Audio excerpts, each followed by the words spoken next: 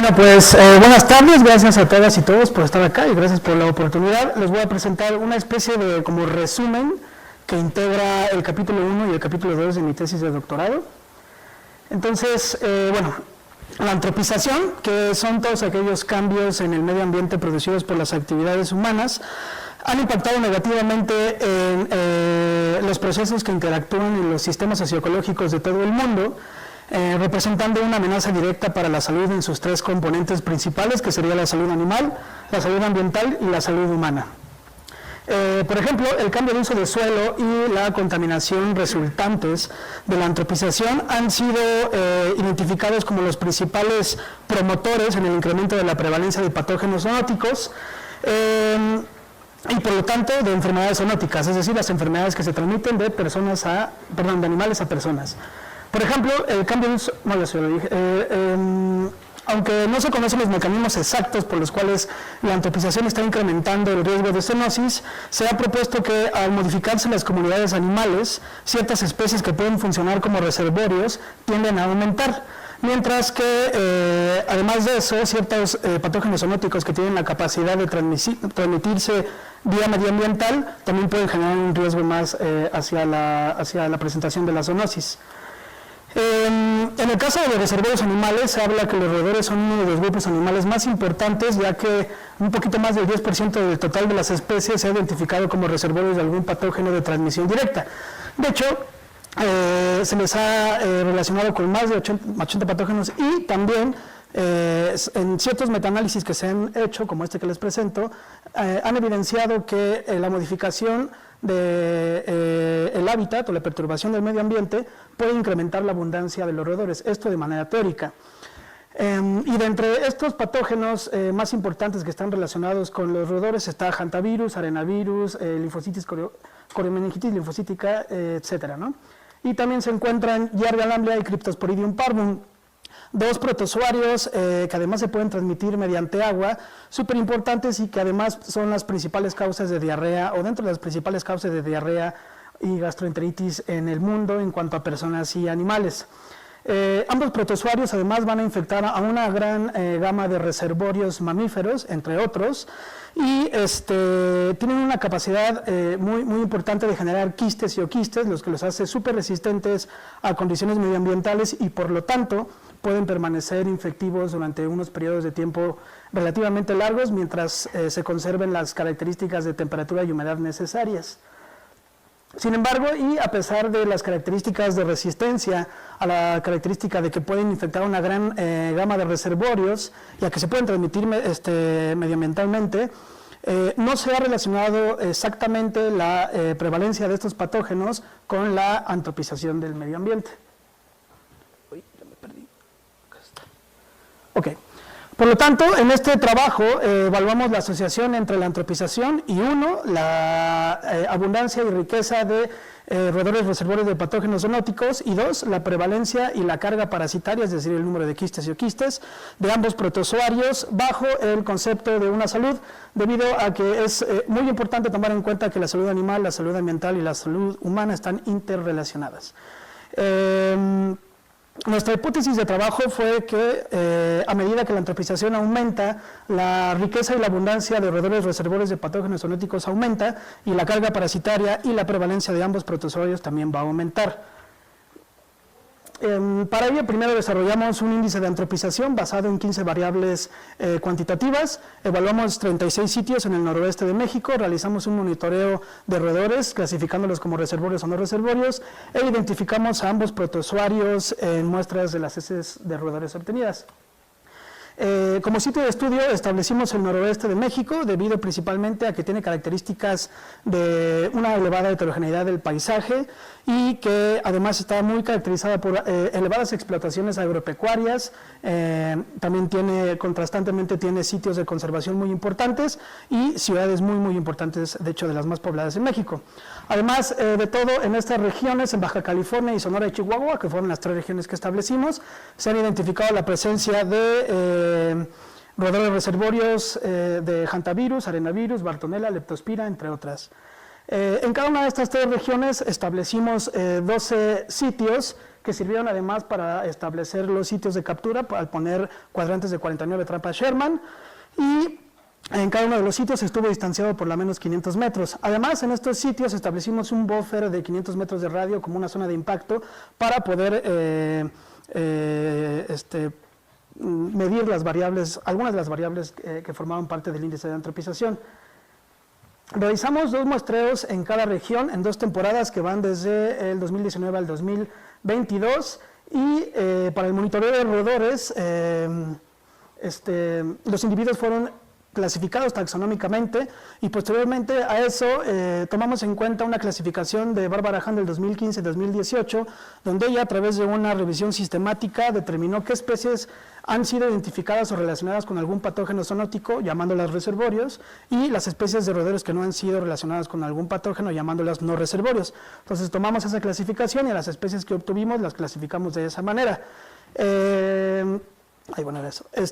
Para el procesamiento de las muestras obtenidas realizamos la técnica de inmunofluorescencia y observamos los quistes y oquistes al microscopio para poder establecer, uno, la prevalencia, que va a ser el número de infectados entre el número de muestrados, y la carga parasitaria, que es igual al número de quistes de Giardia y el número de ooquistes de Cryptosporidium parvum. Para desarrollar el índice de antropización tomamos en cuenta 15 variables socioecológicas, que ahorita se las voy a describir un poquito. Realizamos un análisis de componentes principales para poder condensar la información y obtener una nueva variable que se llama grado de antropización a partir de los scores del componente principal 1. Estos valores los reescalamos de 0 a 1 para tener un índice, y entonces clasificar cada uno de los sitios de menor a mayor antropización según sea el caso. Para integrar todos los resultados realizamos modelos lineales generalizados mixtos, donde las variables dependientes fueron la riqueza y la abundancia de roedores y la prevalencia y carga parasitaria de protozoarios. Las variables independientes fue la antropización y la región, y como efecto aleatorio pusimos la temporalidad. Estas fueron las variables analizadas, cada una se midió de una manera distinta, se determinó de una manera distinta, pero como no hay mucho tiempo no se las voy a explicar todas, nada más les voy a decir que las clasificamos en 5 clasificaciones: tipo de vegetación, calidad del agua, fuentes potenciales de contaminación, misceláneas y urbanización. Ahí arriba tenemos vegetación introducida, calidad microbiológica y calidad química del agua, fuentes potenciales de contaminación como minería, hospitales, cementerios, etcétera. Urbanización como contaminación lumínica, que esta, al igual que otras variables, no han sido utilizadas en la asociación entre la antropización y la prevalencia de enfermedades zoonóticas. Distancia de asentamientos humanos, y misceláneas tenemos densidad poblacional humana, actividad pecuaria y caminos y carreteras. Ok, como los resultados que tenemos indican que en este biplot de la antropización podemos ver que hay de manera general un gradiente entre los diferentes sitios de acuerdo a las variables que analizamos. En la gráfica del otro lado podemos ver la contribución de las diferentes variables, y nos dimos cuenta, que era algo muy claro y que se esperaba, que las variables que están relacionadas con la urbanización fueron las variables que más influyeron en la construcción del índice, como contaminación lumínica, distancia de asentamientos humanos y las construcciones urbanas, entre algunas otras que determinan fuentes potenciales de contaminación. En cuanto al muestreo de roedores, obtuvimos 683 individuos de 27 especies, 14 géneros y 4 familias. Aproximadamente el 50% del número de individuos se identificó como reservorios de patógenos zoonóticos de transmisión directa, y curiosamente tuvimos 2 especies que fueron las más abundantes: Mus musculus y Promiscuus maniculatus. Estas 2 especies son reservorios de patógenos zoonóticos, y por lo tanto decidimos, como fueron muy abundantes, también hacer los análisis de manera independiente para esas 2 especies. En cuanto a los resultados de la asociación con la antropización, obtuvimos que a medida que la antropización aumenta, la abundancia de reservorios también aumenta, mientras que la abundancia y riqueza de los no reservorios va a disminuir. No encontramos una asociación significativa con la riqueza. Ahora, como nos dimos cuenta que además de que estas eran muy abundantes, la respuesta de los roedores a la antropización no es homogénea. Entonces, vemos que en el caso de Mus musculus, una especie que además es un comensal, se ve beneficiada por las actividades humanas y está casi estrictamente en zonas urbanas.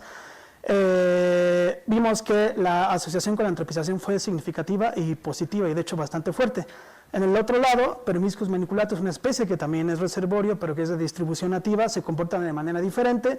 y a medida que la antropización aumenta, la abundancia de esta especie disminuye.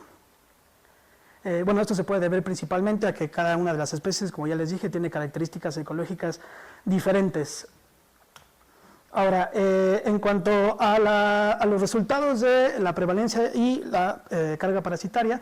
se analizaron del total de los individuos 629 muestras y obtuvimos una prevalencia global de Giardia del 12% y Cryptosporidium del 19%. La región que más prevalencia para los dos muestreos presentó fue Sonora, seguida de Chihuahua y luego Baja California. En cuanto a la asociación con la antropización, encontramos que la prevalencia de ambos parásitos aumenta a medida que la antropización aumenta. También nos dimos cuenta que la coinfección, es decir, la presencia de ambos parásitos en una misma muestra, también va a aumentar, y eso pues casi que era obvio porque pues está aumentando las dos prevalencias de ambos patógenos. La carga parasitaria, bueno, no puse los gráficos, pero la carga parasitaria no se asocia significativamente con la antropización, por lo tanto puede estar determinada por otro tipo de variables que nosotros no tomamos en cuenta. Ahora, bueno, como conclusiones pues muy generales, la antropización puede incrementar el riesgo de enfermedades zoonóticas en el noroeste de México al incrementar la abundancia de roedores reservorios, por un lado, y la prevalencia más bien de Giardia lamblia y Cryptosporidium parvum.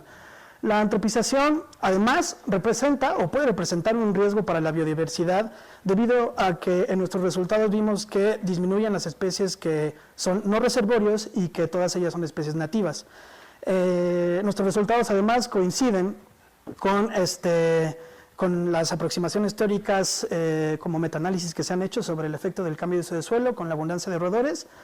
Y bueno, se me olvidó decir esto porque luego es muy importante, ¿no? Es bien importante porque al final los roedores, pues no significa que porque sean unos reservorios de patógenos zoonóticos hay que acabar con ellos, ¿no? Son completamente necesarios para el funcionamiento de los ecosistemas, entonces es muy, muy importante seguir analizando a las especies, quizá incluso de manera individual, ¿no? No tomamos en cuenta nosotros, porque no era el objetivo del trabajo, factores medioambientales que también pueden estar interfiriendo en la dinámica poblacional de cada una de las especies de roedores. En estudios que se han hecho en el desierto de Sonora y en todas esas zonas como áridas del norte de México, se sabe que variables como la precipitación o la temperatura pueden modificar las poblaciones de diferentes especies, pero esto sucede normalmente en periodos de tiempo muy largo, entonces como nuestro muestreo duró muy poco, no lo tomamos en cuenta. Este índice de antropización puede también funcionar para otro tipo de análisis que pueda, bueno, mientras se modifique y se puedan